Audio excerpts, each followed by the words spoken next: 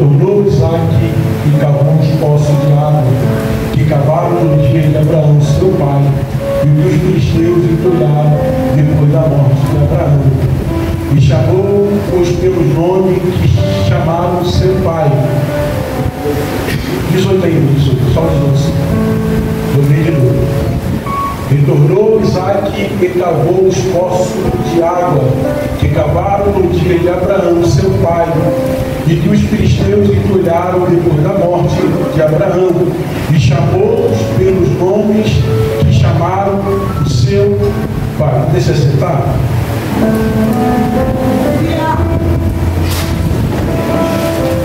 Meus irmãos, eu quero falar sobre esse versículo, sobre o capítulo que nós lemos. Se puder deixar ele aí, a gente vai falar alguns versículos mais em 26 e 18. Antes de falar sobre o capítulo de número 26, eu preciso voltar um pouco atrás para você entender um pouco da história de Isaque. Quem é Isaque? Acredito que você conhece, é muito conhecido. Isaque é filho de Abraão, um nome muito conhecido na Bíblia, uma pessoa de muita referência para nossas vidas. Mas eu preciso falar lá no início, lá no capítulo de número 22. Deixa esse capítulo, esse versículo aí. O capítulo 22, ele vai começar falando sobre a prova que Abraão passa. Qual é essa prova? A prova é que Deus, ele pede o seu filho como sacrifício. Você conhece essa história? Eu até mesmo já falei sobre esse capítulo aqui, sobre esse momento de que Abraão, ele vai entregar o seu filho a sacrifício. E é um momento de muita importância na vida de Abraão e de muita sabedoria, como eu posso dizer, João. É um momento muito delicado, porque Abraão está ouvindo a voz de Deus pedindo o seu filho. E a história diz que quando Abraão ele ouve a voz de Deus pedindo o seu filho, talvez ele, por algum momento, ele ficou pensativo, triste, mas em nenhum momento ele decidiu não obedecer. Em nenhum momento ele pensou em não obedecer. Abraão, ele vai e pega o seu filho, leva o seu filho para o local onde Deus orientou ele para fazer, e no meio do caminho o seu filho, ele tem aquela conversa que todos nós sabemos. Ele fala: pai, aí está lenha, aí está fogo, aí está tudo preparado para o culto, mas aonde está o cordeiro? Não é sobre isso que eu quero falar, mas eu preciso falar isso aqui. Eu preciso que você entenda quem é Isaque. Isaque é um menino que consegue enxergar algo que a gente não consegue enxergar às vezes. Foi dito aqui pelo pastor Jorge que tem momentos da nossa geração, a gente vive um momento onde querem pular, querem rodar, mas na verdade não carrega o verdadeiro evangelho. Só que Isaque, ele nos ensina algo de muita importância. Ele entende que no meio de um culto não pode voltar ao principal. No culto pode até ter profecia, no culto pode ter alguém batendo pé, falando línguas estranhas, mas se o cordeiro não estiver presente, não é culto, é apenas uma juntação de pessoas. Porque culto só acontece quando tem presença de cordeiro. O culto só acontece quando tem a presença do Espírito Santo. Tem quem diz que aonde tem um ou dois reunidos, ele está presente. Eu não concordo muito, porque se tiver 1, 2, 3, 10, 20 que não estiver ligado, ele não está presente. Ele está onde estão ligados dele, aí ele está presente. No capítulo 22 nós aprendemos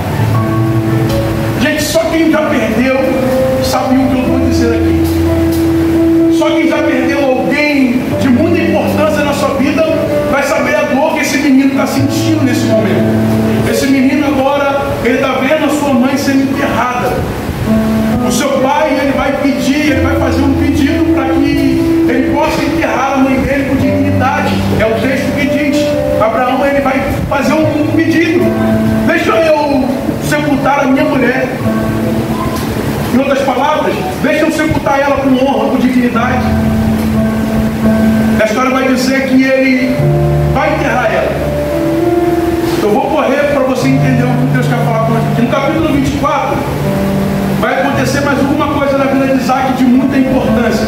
O que é que vai acontecer na vida de Isaac? Ele vai conhecer uma mulher, e essa mulher se chama Rebeca, a sua esposa. Perceba aqui que a história vai nos relatar que não é Isaac que escolhe Rebeca. Não foi Rebeca que escolheu Isaac. Como é que isso acontece? Um dos seus senhores, um dos seus servos, ele sai numa missão, porque Abraão pediu. Abraão diz: temos que arrumar uma mulher para o meu filho, porque ele precisa dar continuidade à promessa que está sobre a minha vida. Só que Abraão, ele pede os seus servos dizendo que não seja ninguém daqui, que não seja nenhuma mulher moradora dessa região, porque nesse momento da história eles estão num ambiente geográfico muito ruim. O povo está passando num momento muito difícil. A escassez chegou naquele ambiente. Era um ambiente onde ninguém gerava mais. Então Abraão está olhando para esse ambiente e está dizendo: eu não quero que o meu filho tenha alguém de um lugar aonde não gera. Eu não quero que o meu filho, é com minhas palavras, mas o texto me permite dizer isso. Eu não quero que meu filho se relacione em um ambiente onde as pessoas não estão na mesma direção. Então ele faz um pedido, arruma alguém de outro arraial, de outro lugar. E os seus servos, eles saem dali, voltam para a terra natal de Abraão. E lá o servo, ele não queria escolher pelos olhos deles. Porque o servo entende, quem está ligado entende que os nossos olhos são enganosos. A gente vê alguém no altar pregando muito bem, cantando muito bem, dirigindo o culto até muito bem, mas só que Deus conhece o coração dessa pessoa. É por isso que o servo, ele vai fazer uma oração, vai fazer um pedido a Deus. Deus, me direciona a pessoa certa, a menina certa. Aí Deus vai dizer: quando você chegar lá, você vai pedir água. E a menina que te der água, e der água para os camelos beber, é ela. E os servos vão chegar no ambiente. Vai passar uma menina. E Rebeca está vindo. O texto vai dizer: aparência de virgem, uma boa aparência, uma mulher formosa. O texto diz isso. E quando ele pede água a Rebeca, Rebeca imediatamente ele pega a água, dá para ele, e depois vai pegar água para os camelos. Ali Deus já tinha confirmado que era ela. Marcelo, o que você quer dizer com essa introdução? O que eu quero dizer com essa introdução é que muitas das vezes nós fazemos escolhas pelaquilo que a gente está vendo. Nós fazemos aliança pelaquilo que nossos olhos conseguem enxergar. E o que Deus quer dizer com a gente sobre isso? Não faça aliança precipitada. Eu não estou dizendo de relacionamento amoroso. Eu estou dizendo de aliança, de amizade.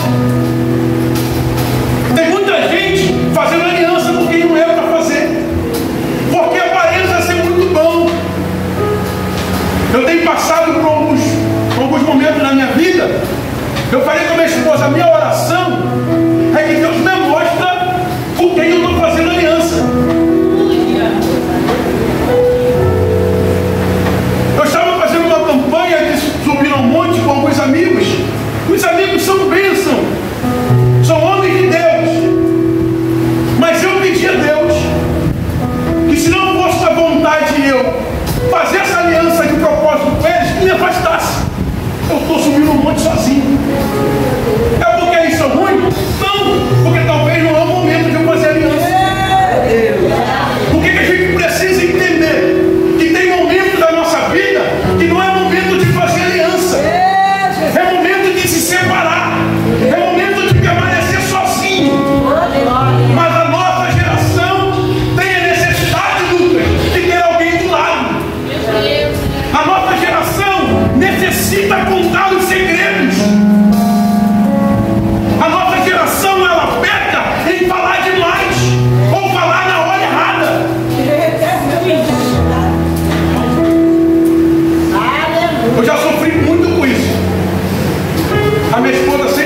assim, isso é problema da tua língua. Falou demais. Há um tempo atrás, alguns anos atrás, eu preguei aqui. Eu estava vivendo um momento muito bom na minha família. Estava tudo certo. Eu abri a geladeira, tinha picanha. Aí eu fui bater com a língua no dente e contei aqui. Eu não estou dizendo que eu contar aqui foi o motivo disso. Mas só que tem coisas que a gente precisa viver, requer sonho. Meus irmãos, depois daquele dia eu vivi uma prova que tu não tem noção. A geladeira queimou, deu problema ali, deu problema aqui, aí eu entendi. Tem momentos que a gente tem que viver a vida, é no silêncio. Tem coisas que a gente precisa vivenciar. É você em tua casa, é você no secreto. Mas só que a nossa geração tem a necessidade de contar vantagem.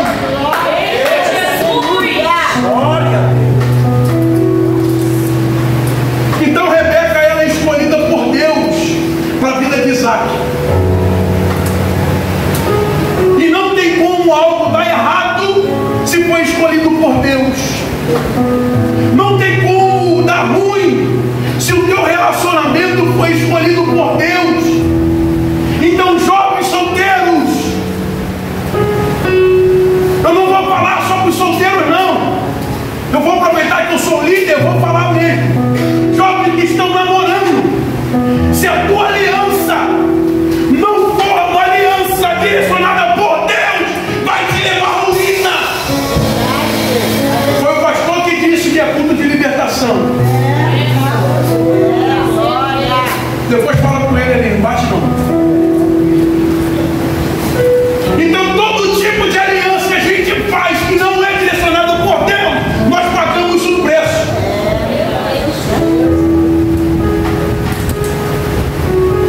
A minha esposa está dizendo que eu estou ficando chato, porque a minha casa vivia cheia de gente. Agora, se for na minha casa, eu atendo no portão. Por quê? Porque a minha casa é minha e da minha família. Só vai entrar quem Deus escolher e vai entrar. Eu não aceito mais qualquer um entrando na minha casa. Não aceito, mas é teu amigo de infância. Não, se Deus não mandou, não entra. Não quero saber. Ah, não vai atender não. Não quero atender não. Não, entra no plano. Não quero atender. Porque eu aprendi minha coisa, Simone.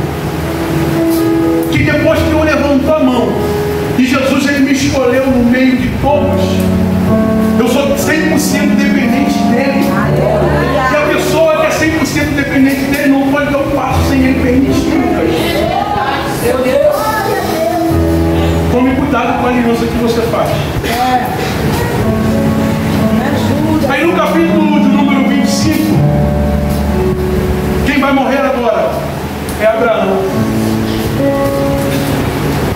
João Abraão morre agora.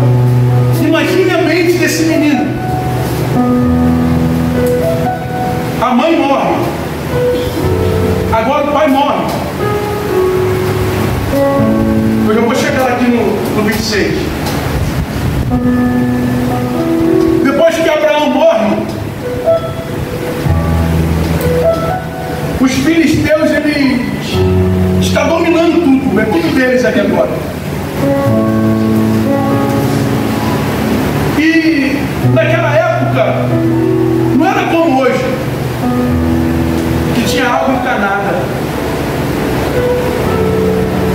As pessoas tinham que cavar poço. Foi falado sobre cavar aqui, mas foi sobre alicerce, cavar sapato.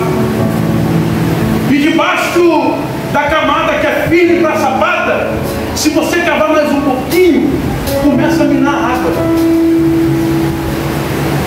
E naquela época, o Renato deu uma risada ali, porque ele está trabalhando na obra ali. Ele deve entender como é duro cavar uma sapata. Imagine você agora. Abraão cavou muitos poços. Morreu.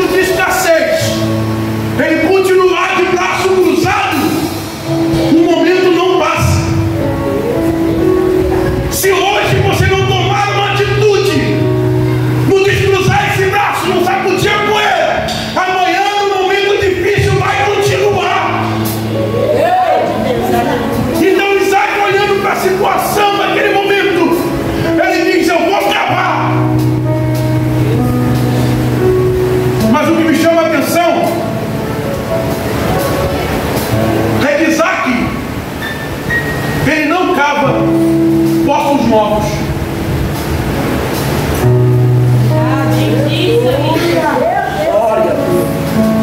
Aí, o que me chama a atenção nessa história é que Isaac, ele não cava poços novos. É muito mais fácil cavar um poço novo, porque tirar entulho é mais difícil do que cavar. Nós fizemos um sumidor aqui atrás. Tinha hora que era facinho, facinho, mas tinha hora que batia nos entulhos. Está com o carro até hoje na mão. Porque tirar entulho é mais difícil do que cavar. Mas só que Isaac, ele decide tirar os entulhos dos poços. Por que Isaac decide isso? Porque Isaac entende: quem veio depois de mim deixou um legado. Como era quem veio antes de mim, deixou um legado. E eu tenho humildade de refazer aquilo que está parado. Porque se ele cava um poço novo, o poço é de quem? De Isaac. Mas quando ele resolve limpar aquilo que o pai dele tinha feito, o legado continua. Mas só que a nossa geração não tem essa humildade. A nossa geração prefere passar por cima do poço entulhado e cavar um novo, só para não dar honra a quem veio antes.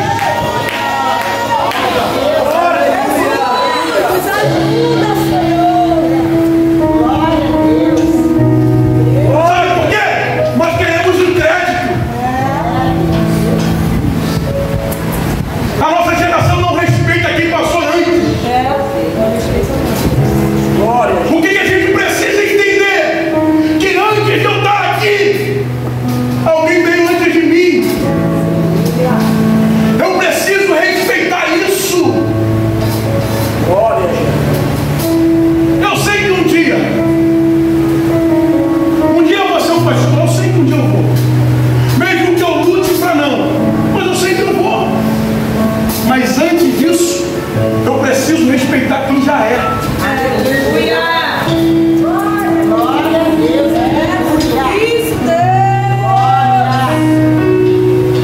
Eu canto muito bem, mas respeite aquela senhorazinha que pegava a harpa, que cantava um louvores, que o céu descia. Mas só que ela não tinha técnica nenhuma. Era só no pandeiro. Respeite quem veio antes de você. Ela pega muito bem, mas respeita quem veio antes de você. Você pode ser o melhor ministro dessa casa, mas o que não posso faltar em você é respeito por quem veio antes.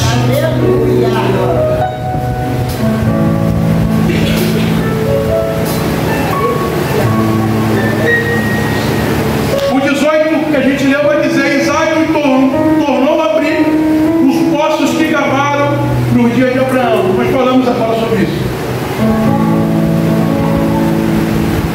20, pula para o 20 aí.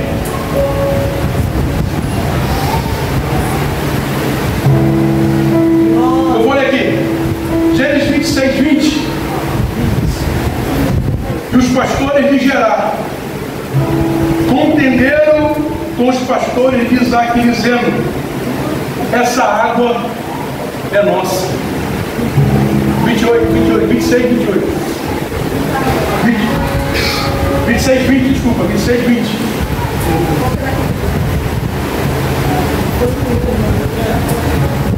E os pastores de Gerar contenderam com os pastores de Isaac, dizendo: essa água é nossa. Perceba aqui, quem cava enfrenta resistência. Os pastores de Gerar ficaram com os pastores de Isaac dizendo: esta água é nossa. Você percebe aqui? Estava entulhado. Ninguém moveu nada para abrir. Mas depois que está jorrando, é nossa.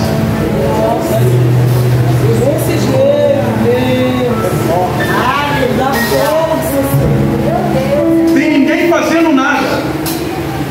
Mas quando o pastor decide colocar alguém para fazer, mas esse lugar é meu, pastor. Mas era eu que cantava, pastor. Mas quem tinha costume de pregar era eu.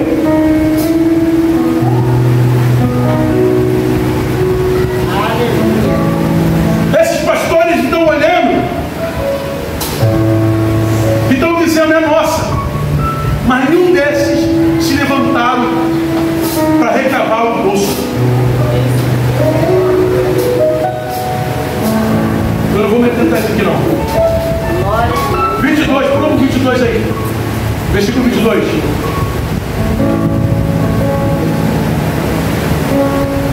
E partiu dali e cavou outro poço, e não confiaram sobre ele. Por isso chamou o seu nome Rebote, dizendo: porque agora nos alargou o Senhor e crescemos nessa terra.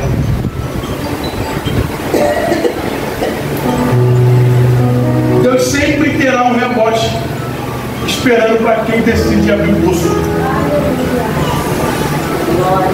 Você sabe o que significa rebote? Rebote significa lugar espacioso, um lugar maior. Sabe o que eu aprendo com Isaac aqui? Estão se levantando, não tem problema não. O que eu não posso fazer é parar de abrir os poços.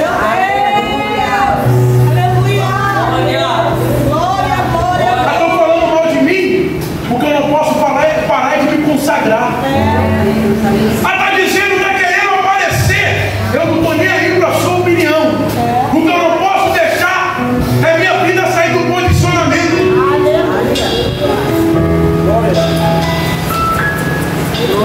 Deixa eu contar um segredo para você. Um segredo que não é uma novidade. Se prepare para quando você decidir acabar poço, pessoas vão vir tentar parar você. E tem um ditado aí que quando um não quer, briga não, passa para o próximo, vai cavar outro. Se levantaram de novo, eu vou para outro. Mas estão se levantando em todas as áreas, não tem problema, vai ter um espacinho que eu vou cavar. O que não pode acontecer é o inimigo se levantar e a gente parar. Foi dito aqui também pelo pastor Jorge, que é o momento onde as pessoas tomam uma pisadinha no pé e já querem ir embora.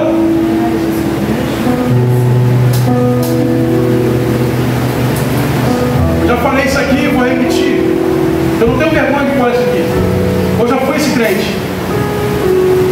De qualquer probleminha eu quero ir embora. Verdade. Eu já fui esse crente. De qualquer ventinho eu quero sair do barco. Eu queria sair do barco. Só que graças a Deus hoje eu consigo entender que só vive o tempo bom quem aguenta o tempo da tempestade. Glória! Eu aprendi que só vive o momento de honra quem suporta o processo.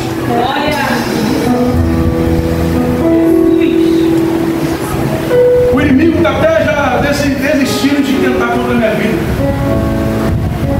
Foi como ele disse aqui, o pastor Jorge: como é que vai a tua cara? Vai tudo bem.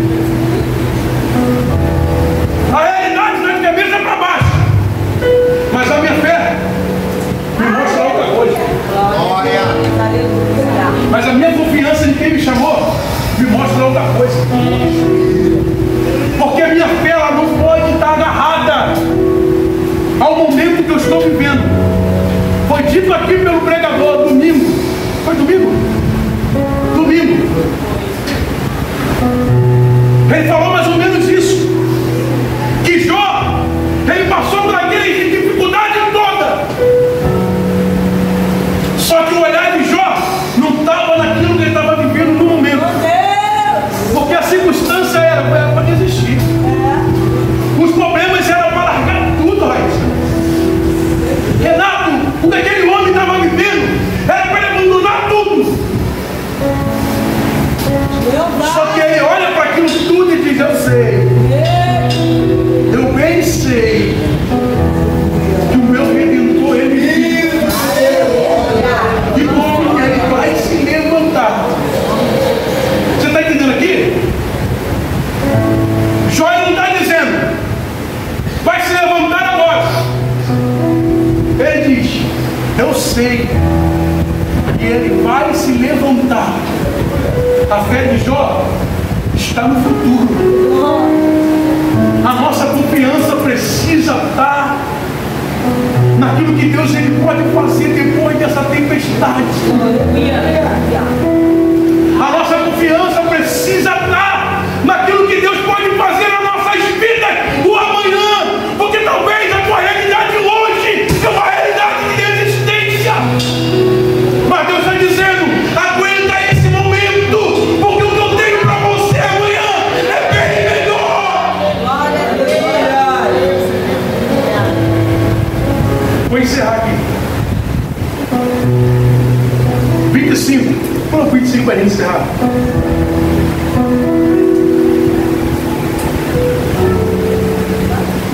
Ao 26, 25. 25, 25. E aqui eu encerro. Então edificou ali um altar, invocou o nome do Senhor e armou ali a sua tenda, e os servos de Isaac cavaram ali um poço.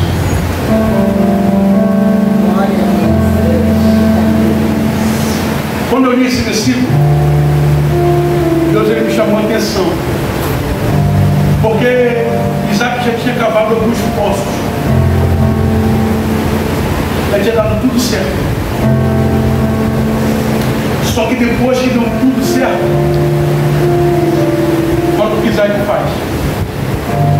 Então edificou ali um altar. Em outra tradução vai dizer: em adoração ao Senhor. O que você quer dizer com isso, Marcelo? É que depois que tudo deu certo, Isaac não saiu por aí para festejar. Isaac não pegou o resultado e mostrar que ele conseguiu.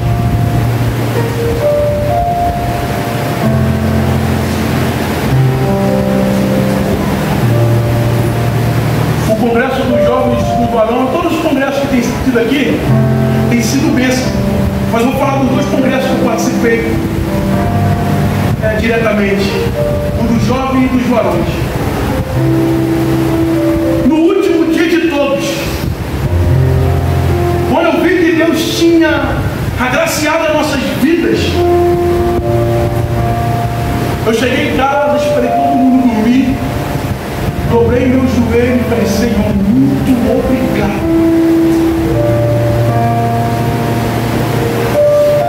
Mas sabe por que você está dizendo isso? Porque depois que algo dá certo na sua vida, você não precisa postar na rede social para mostrar que você Eu aprendi isso com a minha esposa, né? Eu tinha uma mania, Simone, a coisa Simone. Recebeu uma conquista, eu postava. O negócio estava certo, eu postava. Só que eu aprendi que depois que dá certo, a primeira coisa que eu tenho que fazer não é divulgar.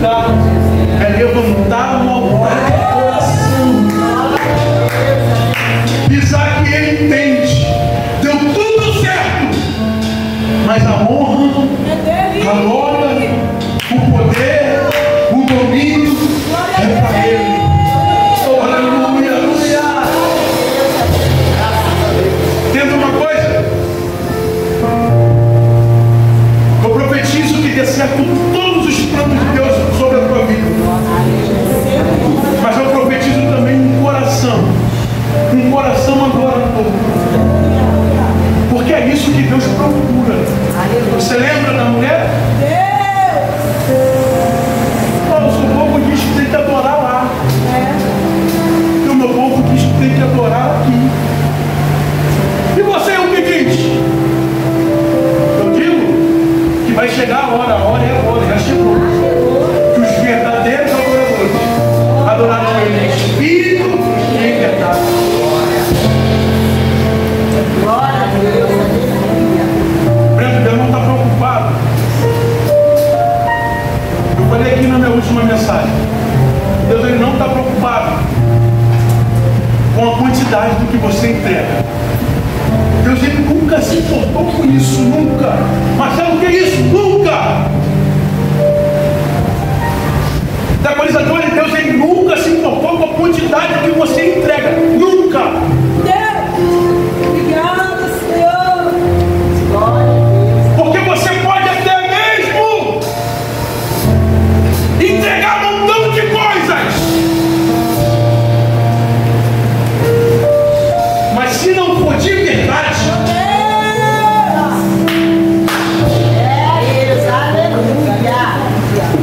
você lembra?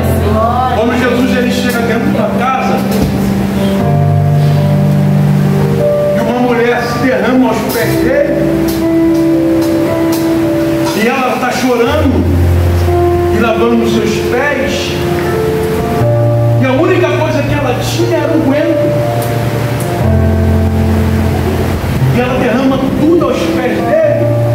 Aí quem está ali, que está pensando que está abafando por quê? Emprestou a casa, preparou o ambiente, convidou ele para entrar. Está olhando e está dizendo, ih, se ele soubesse quem é que está tocando nele.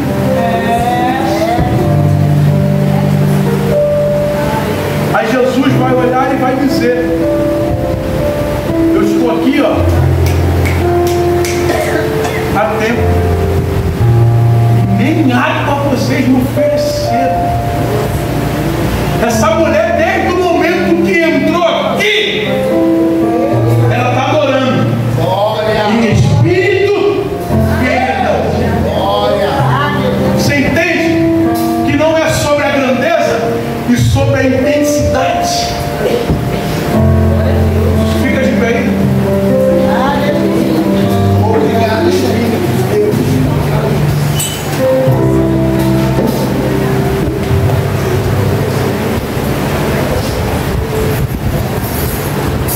Igreja, não importa o que aconteça, não importa os levantes, não importa os problemas que aconteçam, eu só quero deixar um recado para você. Não pare de cavar. Mas parece que está todo mundo contaminando. Não para de cavar não.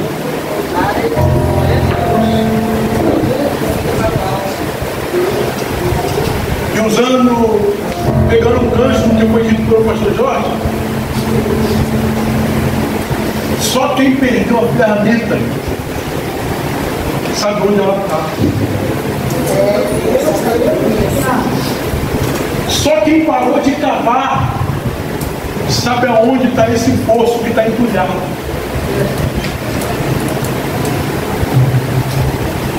E o recado que Deus deixa para nossas vidas nessa noite é: volte a cavar.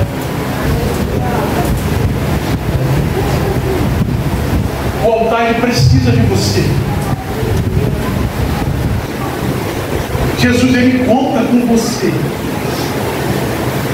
Ah, mas já tem alguém pregando, já tem alguém cantando, já tem alguém tocando, mas meu